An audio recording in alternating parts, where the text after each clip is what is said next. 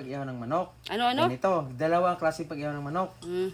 Kailangan matalas yung sundang nyo, ganito na, Pagkatapos, ganito nyo, tapos, marang hindi matalas ganyan niya, ganyan niya, okay, matalas na yan, mabilisan lang yan.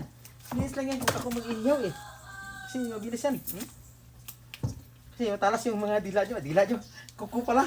Kala ko dila naman matalas na, tapos na lahat. Wala na akong makatitira. Ganito, kailangan yung dito sa loob niya, dandahalin mo. Kasi masakit yan. Bubunutin.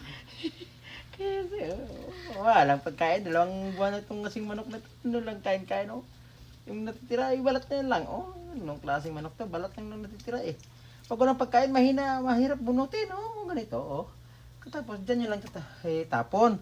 Kaya mamaya, pagkatapos ng ganyan, tapos yung 2 manok, minutes lang. Ano?